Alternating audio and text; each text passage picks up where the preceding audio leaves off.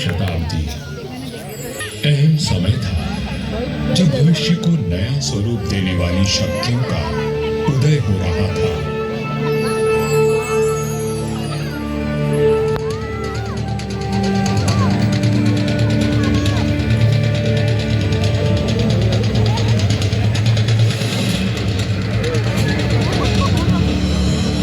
लोधी राजवंश ने दिल्ली की गद्दी संभाली। मध्य एशिया में बाबर का जन्म हुआ और राठौड़ कुल गौरव राव जोधा जी ने मेहरानगढ़ दुर्ग की नींव डालकर जोधपुर नगर की स्थापना की। 1459 ईस्वी में बना मेहरानगढ़ उत्तर भारत की राजनीतिक सरगर्मियों का साक्षी भी रहा और केंद्र भी। जोधपुर के आकाश में राठौर राजवंश का तेजवान सूर्य दमका, जिसका उदय मंडोर में हुआ था। मेहरानगढ़ की उत्तर पश्चिम दिशा में करीब 9 किलोमीटर का फासला तय करेंगे तो मैं अपने बचे हुए अवशेषों के साथ आपका स्वागत करूंगा। मैं किला हूं मंडोर का। मैं इतना प्राचीन हूं कि मुझे किसने बनवाया, कब बनवाया, ये किसी को भी याद नहीं। मंडोर की भूमि से आज भी अतीत के सिक्के, मंदिर के अवशेष, तोरण द्वार, स्तंभ और उत्कृष्ट मूर्तियां प्राप्त होती रहती हैं। मंडोर संग्रहालय में प्राचीन भारत के सभी प्रतीकों को सहेज कर रखा गया है, ठीक वैसे ही जैसे मैंने अपने जीर्ण अवशेषों में अनेकों गाथाएं संभाल रखी हैं। अरावली की पहाड़ियों से घिरा मंडोर नगर मांडव्य ऋषि की तपोभूमि था और इसका प्राचीन नाम मांडव्यपुर था।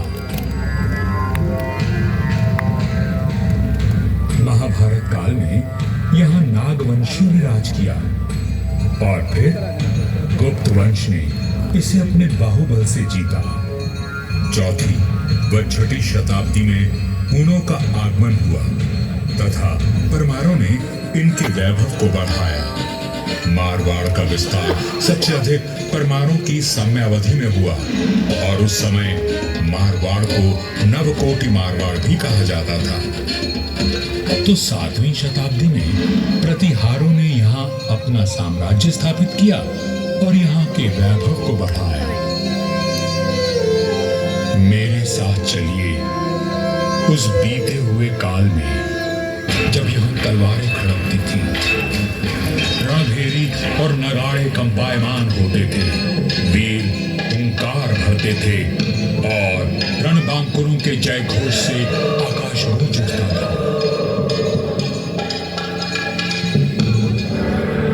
सन 1394 ईस्वी परिहारों की शक्ति अस्त हो रही थी। गुजरात के सूबेदार जफर खान ने दिल्ली की कमजोर सल्तनत के चलते मंडोर और नागौर को अपने कब्जे में ले लिया था। अब मेरी चार दीवारी में परिहार नहीं, तुर्क आ बसे थे। जफर खान का हाकिम ऐबक खान मंडोर दुर्ग का किलेदार था, जो आए दिन अपनी क्रूरता का प्रदर्शन करता रहता था। पीड़ित किसान मंडोर के इंदा परिहार के प्रधान वीर राव हेमा गहलोत के पास मदद के लिए। राव हेमा जी, ये तुर्क हमसे मनमाना लड़े आए दिन हमारी गायों को चुरा कर ले जाते हैं और अब अपने घोड़ों के लिए घास से मांग रहे हैं। हम तो बर्बाद हो जाएंगे। अपनी शक्ति पर इतना अभिमान कि उसे 3 किसानों पर आजमा रहा है। भैरू जी की सौगंध, जुल्म करने के लिए अब ऐबक खान जिंदा नहीं बचेगा।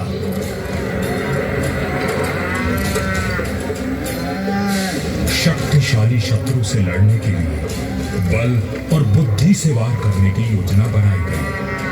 घास की कई 100 गाड़ियां तैयार की गईं और हर गाड़ी में हथियार लिए योद्धा छुप कर बैठ गए। गाड़ियां जैसे ही किले के भीतर पहुंची, क्षत्रियों ने नारा लगाया, आयो लड़ो, फतेह कर दो! आयो लड़ो, फतेह कर दो!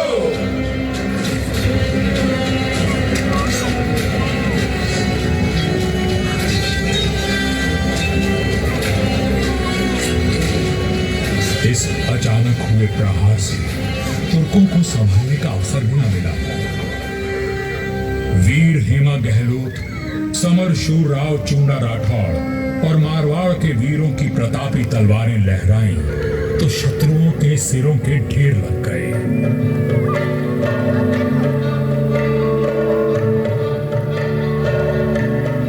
इसी जीत की याद में आज भी मंडौर में राव महोत्सव मनाया जाता है।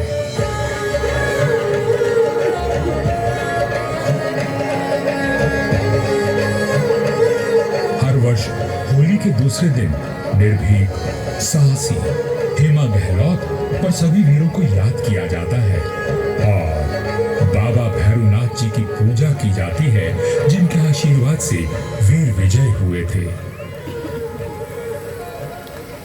मंडौर विजय के बाद भी इंदा परिहार का मन अशांत था, क्योंकि ये नगर शत्रुओं से घिरा हुआ था। तब उन्होंने शक्तिशाली राठौड़ वंश को राज सौंपने का निश्चय किया। इंदा के मुखिया राय धवल ने अपनी पुत्री का विवाह राव चुंडा से करवाया और दहेज में मंडौर का दुर्ग दे दिया गया। राव हेमा गहलोत ने राव चुंडा का राज तिलक किया और भाटों में मंगल गान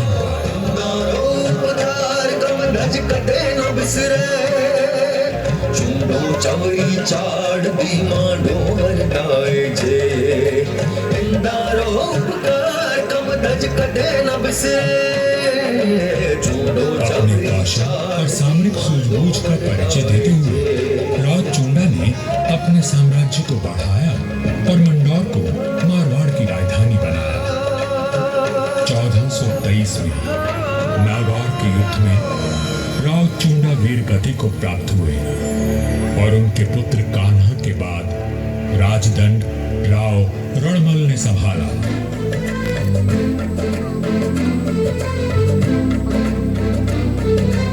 मारवाड़ और मेवाड़ में घनिष्ठ संबंध थे, परंतु मेवाड़ नरेश राणा कुंभा के कान भरने लगे।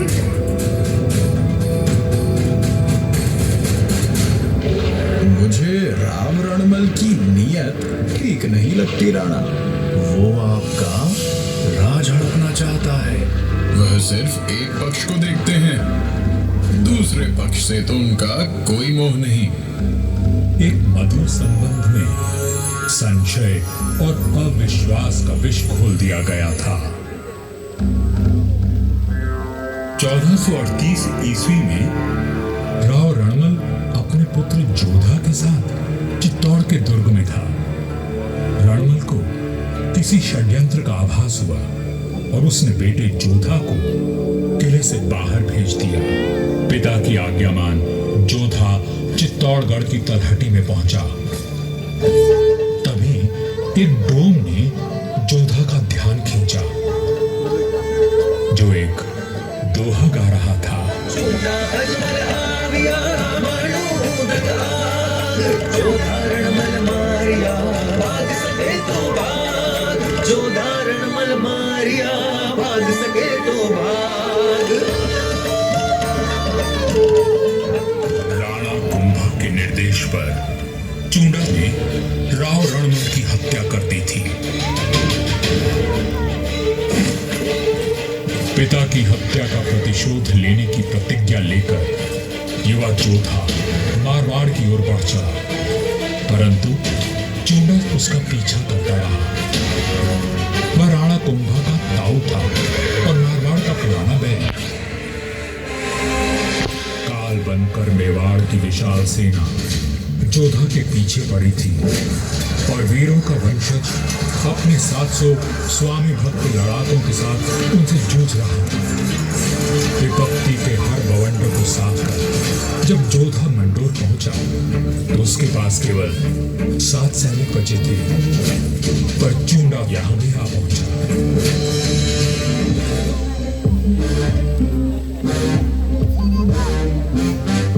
चूंडा बोला, मंडोर किले का कोना कोना छान मारो। रणमल ने मेरे भाई राघव देव को मरवाया था, मैं उसके वंश का नाश कर दूंगा। हुजूर, जोधा जांगलू प्रदेश की ओर भाग गया है। आप कहें तो उसका पीछा करें। रहने दो, वहां रेतीले टीलों में भटक कर वो खुद ही मर जाएगा। तुम राणा कुंभा के पास संदेश भिजवाओ, मंडोर पर अब हमारा राज है। पिता की निर्मम हत्या की पीड़ा और राज खो देने का अपमान लिए जोधा भटक रहा था। हर ओर शत्रु घात लगाए बैठे थे, पर जुझारू जोधा ने आस और विश्वास नहीं खोया। 15 वर्षों तक संघर्ष और अथक प्रयास करने के बाद जोधा ने दुर्भाग्य को जीत लिया। चूंडा की मृत्यु हो चुकी थी और मंडोर को राज जोधा ने फिर से जीत लिया था। समय बदल रहा था और देश पर विदेशी आक्रमणकारियों का संकट घेरा आया था। ऐसे में एक दूसरे से लड़ने के बजाय मारवाड़ और मेवाड़ ने संधि कर ली।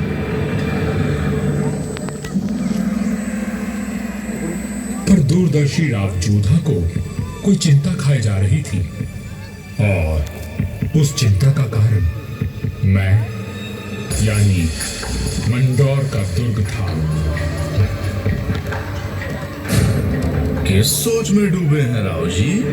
अपने आसपास देखो, क्या दिखता है? आकाश, जंगल, पहाड़ियां। ये पहाड़ियां ही मेरी चिंता है। कई सौ साल पहले ये काफी ऊंची थी और किले तक पहुंचना कठिन था, पर भारी वर्षा और धूल भरी आंधियों ने इनका कद घटा दिया है। राव जोधा की बात पीड़ादायक परंतु सत्य थी। मैं भी अब बूढ़ा और कमजोर हो चला था, सो मेरा त्याग करके मेहरानगढ़ का निर्माण किया गया और ये सही फैसला था। भारत में जब मुगलों का आगमन हुआ तो राठौड़ राजवंश ने उनसे सीधी टक्कर ली और हार माने बिना संघर्ष करते रहे। इस सब में मेहरानगढ़ ने प्रमुख भूमिका निभाई। जोधपुर का इतिहास प्रेरणादायक वीर गाथाओं से भरा हुआ है। त्याग और देशभक्ति के कीर्तिमान स्थापित करके इतिहास में अमर हो जाने वाले वीरों ने जोधपुर का सर सदा ऊंचा रखा है।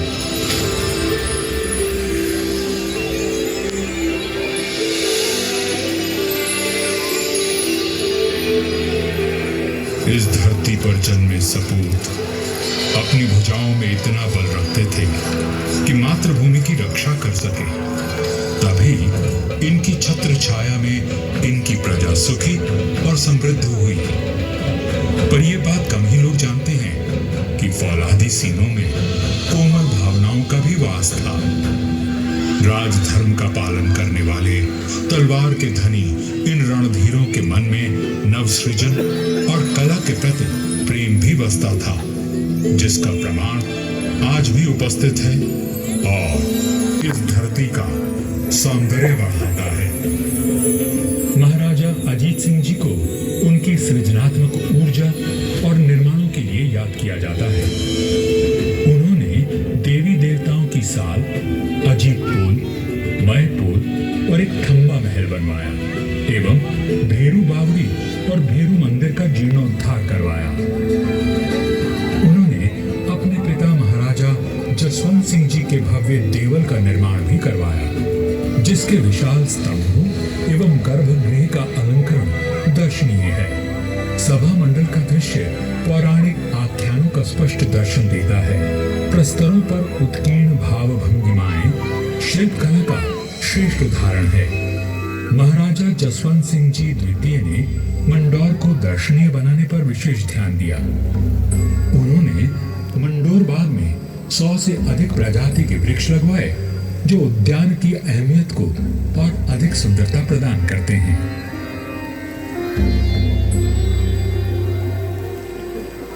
1896 ईस्वी में महाराजा सरदार सिंह जी ने मंडौर के बाग को और संवारा। महाराजा उम्मेद सिंह जी के समय 1923 और 1947 के बीच मंडोर उद्यान को आधुनिक रूप देने हेतु कई कार्य करवाए गए, जैसे नागादड़ी नहर का जीर्णोद्धार, देवलों व महलों के पास सुंदर बाग विकसित किए गए। इसके साथ ही 4 दीवारी व दोनों मुख्य द्वारों का निर्माण हुआ। मारवाड़ नरेश राव गांगा राठौर जी ने कहा था, नाम तो गीतड़ा या भीतड़ा सूरवै। युगों तक मनुष्य की ख्याति या तो साहित्य सृजन से अथवा बड़े बड़े निर्माण कार्यों से रहती है। राठौड़ राजवंश अपने पराक्रम और निर्माण के लिए अमर रहेगा। मंडौर में स्थित थड़ों एवं देवलों पर बनी अद्भुत मूर्तियां शिल्प कला की नायाब मिसाल है।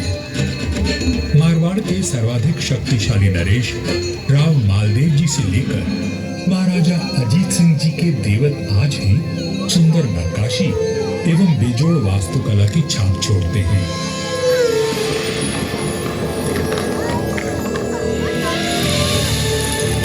महाराजा अजीत सिंह जी के देवल का निर्माण इनके पुत्र महाराजा आवे सिंह जी ने संवत 1793 में शुरू करवाया, लेकिन इसे पूरा उनके प्रपौत्र महाराजा भीम सिंह जी ने संवत 1856 में किया।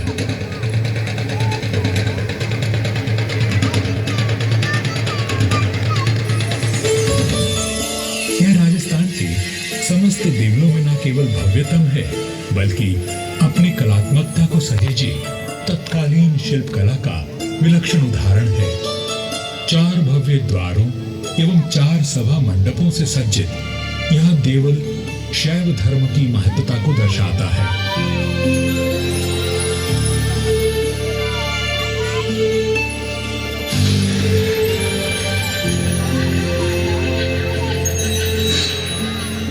आजादी के पश्चात यहाँ कई विकास कार्य करवाए गए और 1968 में यहाँ के महलों में संग्रहालय की स्थापना की गई। यहाँ जन्मे वीरों और स्वामी एम रहेगी। जब वीरपुरी और नाग पंचमी को यहाँ विशाल जनसमूह उमड़ता है, तो आज भी हमारे आत्मीय संबंध जीवंत हो उठते हैं। उनकी आंखों में उमड़े प्रेम और श्रद्धा को देखकर मन भाव विभोर उठता है। सदियों के संबंध आज भी अटूट हैं। मुझे तो समय की आंधी ने नष्ट कर दिया, पर मंडौर के देवल, मंदिर, छतरियों और बाग को संभाल कर रखना इस पीढ़ी का कर्तव्य है।